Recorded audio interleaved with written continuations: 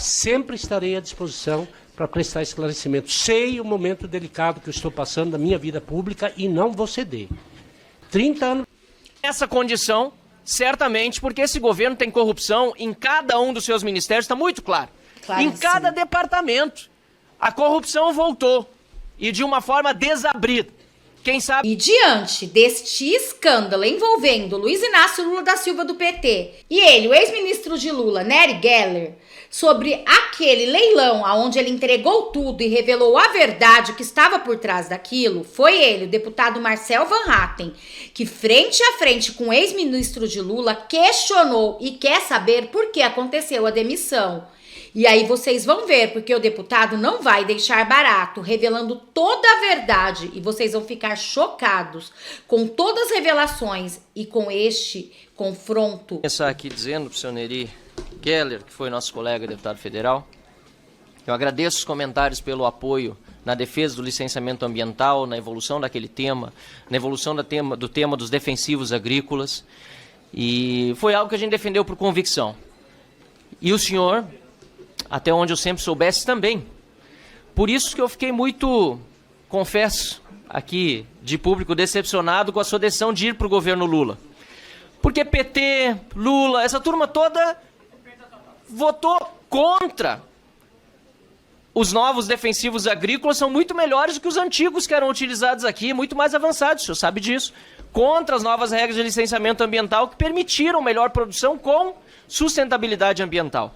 Então, eu quero começar dizendo isso, caro Nery Geller, que assim, eu lamento porque me decepcionei, mas talvez este seja o momento da sua redenção. Ou talvez foi pensado durante esse período todo a sua presença dentro do governo para agora implodi-lo. Porque Vossa Excelência, e chamo isso por deferência ao cargo de deputado federal que exerceu, tem essa condição, certamente, porque esse governo tem corrupção em cada um dos seus ministérios, está muito claro. Em cada departamento, a corrupção voltou, e de uma forma desabrida. Quem sabe Vossa Excelência pode aqui, com sua presença nessa comissão hoje, com outros depoimentos, trazer à lume muitas coisas que até hoje, até o momento, inclusive, estão mais na entrelinha das suas declarações do que na fala aberta. E eu vou trazer algumas entrelinhas que eu percebi na sua fala, para que o senhor possa esclarecer ou dizer que eu estou enganado. Mas eu queria começar lamentando que esse dinheiro para a compra do arroz, mais de 7 bilhões de reais, foi colocado no contexto de uma medida provisória para linkar a calamidade do seu estado do Rio Grande do Sul, porque Vossa Excelência é gaúcho, para retirar fora da meta fiscal 7 bilhões, quando o estado do Rio Grande do Sul não teve nenhum bilhão até agora para socorrer de fato, por exemplo, os nossos empreendedores. As pessoas não têm casa ainda, estão com dificuldade de tirar os R$ 5.100, volta a chover, e o governo federal tirou 7 bilhões da meta para comprar um arroz que nós não precisávamos. Olha e que Vossa Excelência disse aqui, realmente era desnecessário para a questão da safra do arroz no Rio Grande do Sul ou no Brasil. Por isso, eu quero começar perguntando se o senhor estava certo. O senhor não considera que foi utilizado nesse momento como bode expiatório do governo? E não acha que talvez esteja pagando um preço muito alto, que envolve inclusive a sua honra, por eventual erro de outras pessoas? Eu pergunto porque é isso que transparece em todas as entrevistas. Se o senhor não tem nada a ver com eventuais decisões equivocadas e até mesmo suspeitas de irregularidades com o leilão realizado depois, será que não está pagando um preço muito caro pela sua participação no governo e sua saída dessa forma? Aliás, pergunto dessa forma porque também gostaria de saber de quem afinal foi a decisão da sua demissão. Né? Porque disseram que foi o senhor que pediu. Mas as entrevistas o senhor tem dito que não foi decisão sua. Se não foi, por que então o senhor foi demitido? Foi o ministro Fávaro que pediu a sua demissão? Foi Rui Costa, ministro da Casa Civil? Então é importante que isso fique claro, sem meias palavras, para que a gente entenda o que exatamente aconteceu. O senhor também relatou à imprensa que o processo de compra do arroz teria sido conduzido de forma equivocada, aspas suas, em momentos de egos aguçados. Eu queria que fosse bem claro, assim, de quem eram os egos que estavam aguçados nessa decisão. Podia ser mais específico sobre de que forma o governo se equivocou por disputa, talvez, de vaidade? Eu quero também saber de quem foi a ideia de colocar o logotipo do governo no saco de arroz. Absurdo, né? Porque em ano eleitoral, ainda por cima, isso me parece configurar claramente um privilégio para o partido do governo e seus aliados no momento da venda de um arroz subsidiado para a população que está pagando por esse arroz. Aliás, pagando também com o dinheiro dos gaúchos, é importante dizer, dinheiro que não chega, dinheiro que só vai, repito, Vossa Excelência gaúcho sabe muito bem como as coisas funcionam aqui em Brasília. Nós mandamos mais de 40 bilhões de reais a mais do que recebemos de volta e hoje, embaixo d'água, o Estado não recebe do governo federal o auxílio que deveria. Pelo contrário, está sendo ainda mais machucado. Eu queria também entender, ministro Geller, ex-deputado, também ex-ministro, por que a decisão, o senhor disse, foi do ministro Fávaro, no fim, e da Casa Civil? O MDA não é o responsável pela Conab? Onde está o deputado Paulo Teixeira nessa história? Eu, inclusive, já afirmo aqui que pedi ao deputado Coronel Meira, também ao deputado Coronel Zuc, quem mais queira, assinar a convocação do ministro Paulo Teixeira, porque agora poucos têm falado nele, e convite para Edgar Preto, presidente da Conab, de quem pouco se ouve, ligado historicamente ao MST. E aproveito para perguntar, havia alguma preocupação dos produtores de arroz do MST em relação a essa importação? Porque nos bastidores ouvi que até o povo do MST não gostou, porque também produz arroz.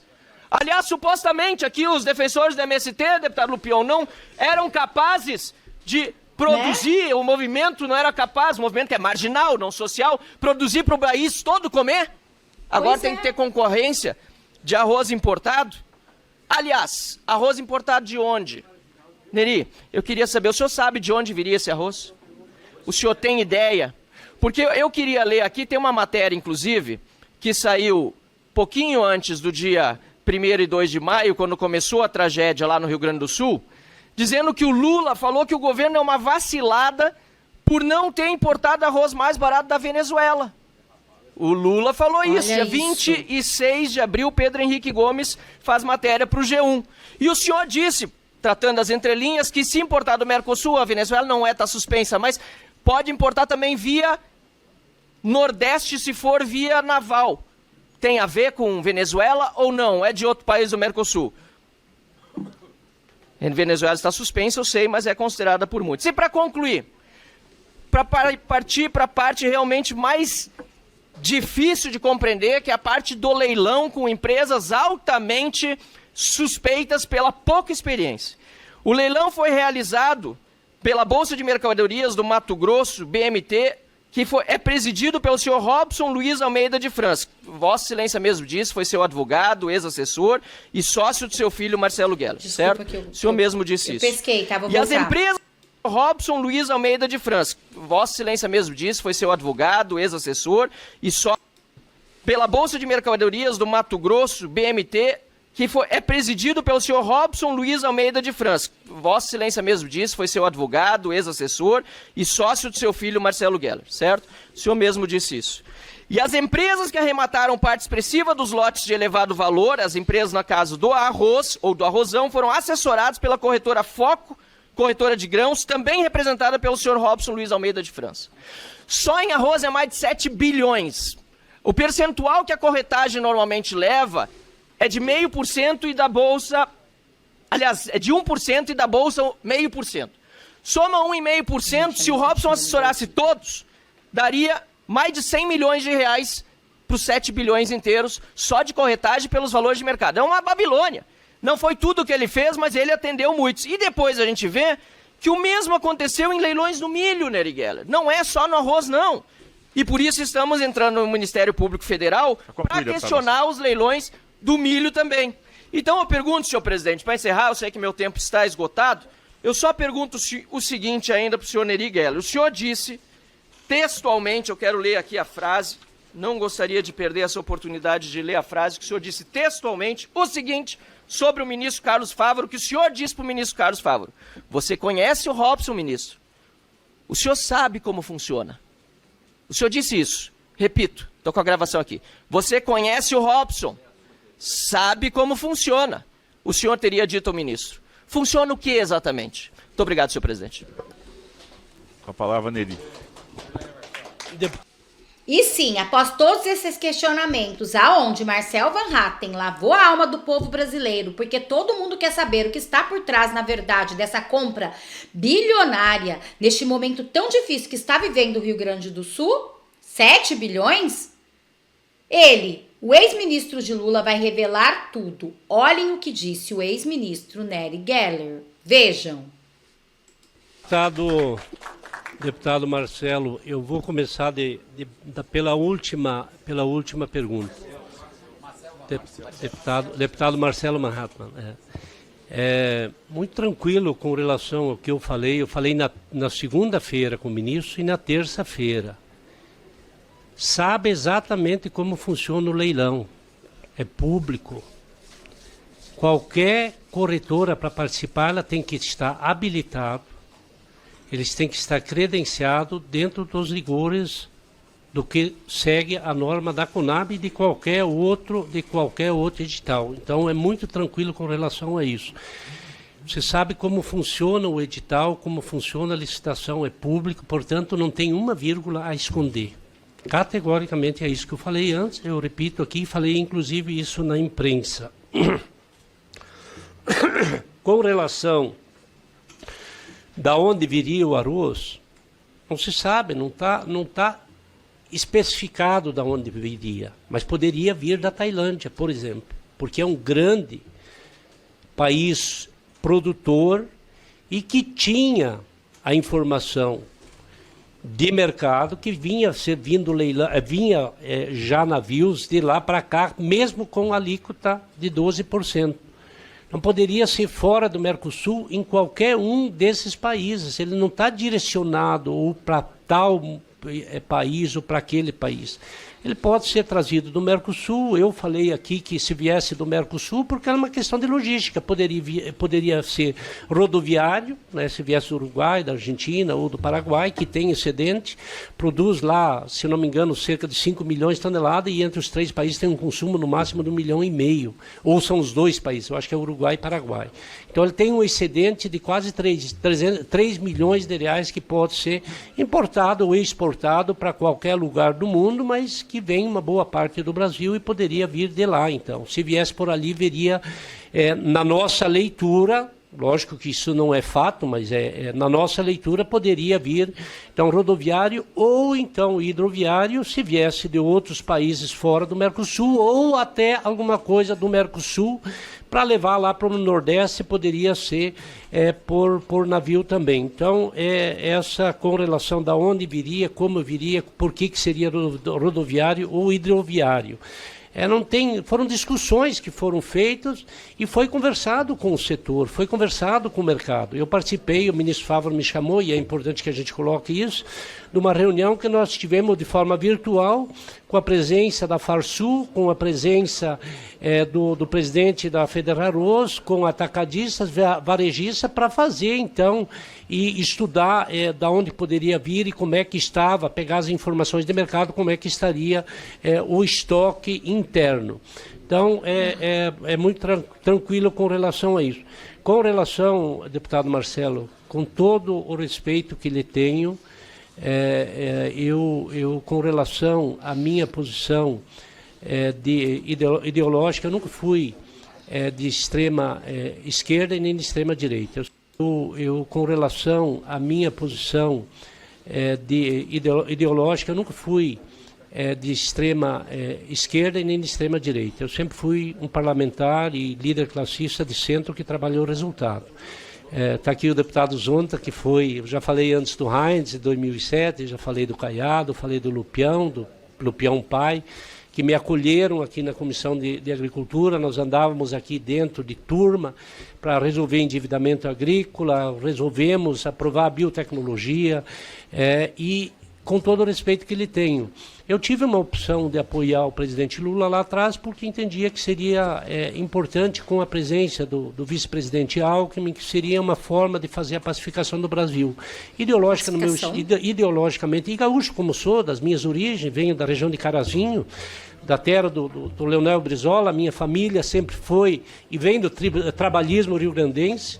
né, a favor, inclusive, das brisoletas, né, da oportunidade, a presença do Estado para fazer a oportunização das pessoas mais carentes. Eu venho dessa veia, venho dessa vertente, e apoiei lá porque deveria apoiar. E alguns resultados, deputado Marcelo, se deu. A lei do defensivo agrícola, que nós votamos na Câmara, e me orgulho muito de ter participado disso, da lei do licenciamento ambiental, no Senado Federal, a lei do defensivo agrícola foi votado, o relatório com apoio, inclusive, dos partidos dos trabalhadores.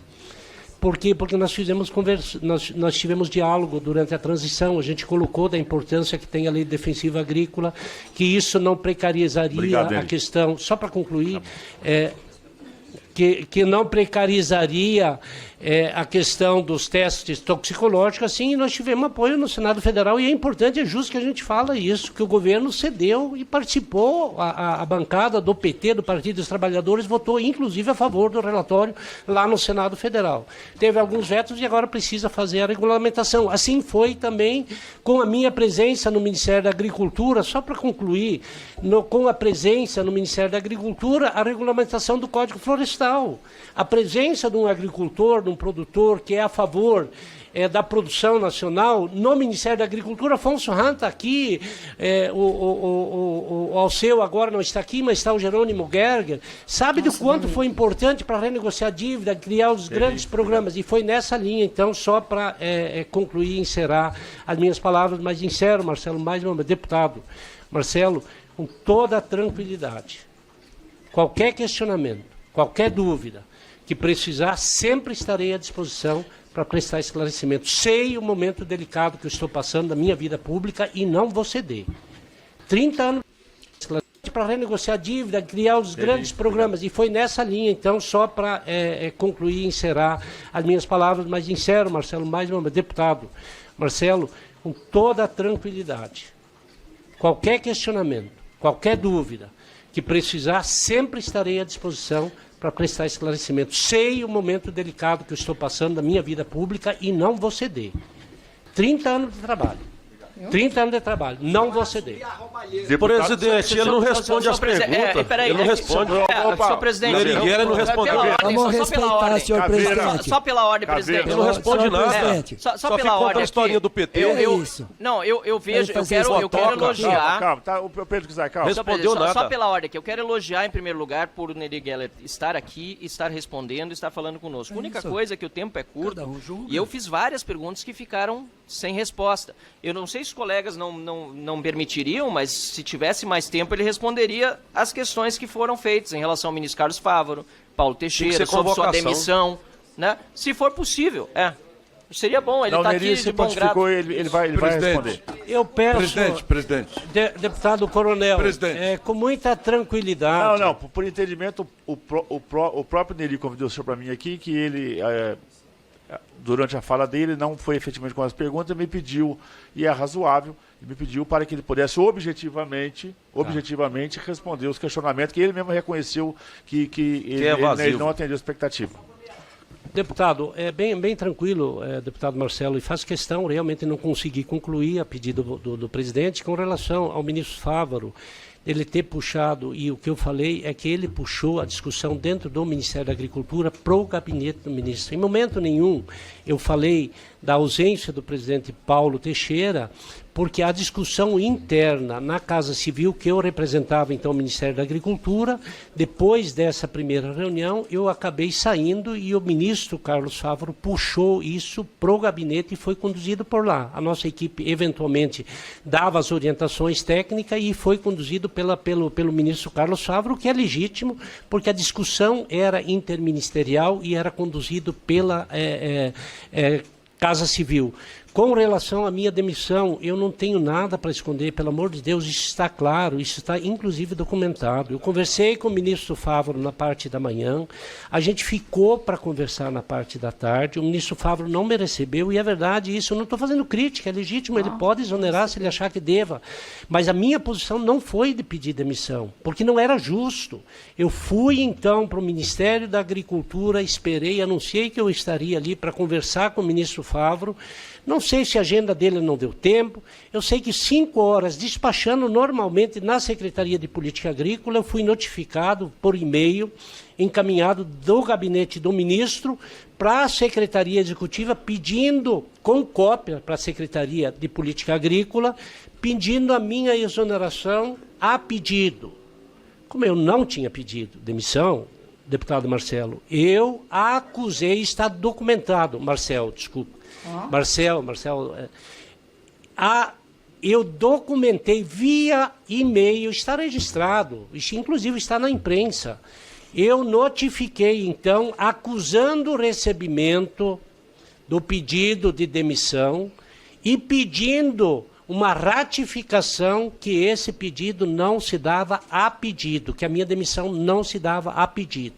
E que se fizesse correção, então, daquele pedido de demissão. Está registrado, mandei cópia para o gabinete do ministro, mandei cópia para a Secretaria Executiva, mandei cópia para a Conjur, mandei cópia para a Casa Civil e mandei cópia também para a Presidência da República. Então é bem tranquilo, é isso que aconteceu e ponto. Não estou aqui criticando o ministro Fávaro, uma posição dele, mas eu tenho que ser justo e correto. Eu não pedi demissão e ponto. E o logotipo na embalagem? Última pergunta, acho que fica. Com relação ao logotipo, também faço questão de falar aqui, até porque é a minha posição. Não participei dessa discussão, Marcelo. Não participei, não sei de onde que veio, como que foi isso, o que foi discutido na Casa Civil e o que foi discutido no âmbito técnico foi tudo que eu ressaltei. Com relação ao emblema, a forma de embalagem, eu não participei dessa discussão. Obrigado, Neri. Realmente, esse ex-ministro de Lula é corajoso e papas na língua não tem não. Revelou tudo e até mesmo falou dele, Carlos Fávaro, vocês viram, né? E deixando claro, ele não pediu demissão. E olha que o governo tentou falar que ele pediu demissão, este governo, hein? E também Marcel Van Hatten detonou com todos. E vocês, o que acharam desse debate? Deixa aqui nos comentários. Bom, este foi o vídeo de agora. Muito obrigada a todos vocês, peço para vocês compartilhar, curtir, comentar, porque além de ajudar meu trabalho a crescer, você também fortalece a política de direita no Brasil, que vem sendo tão perseguida. Muito obrigada a todos vocês, até um próximo vídeo.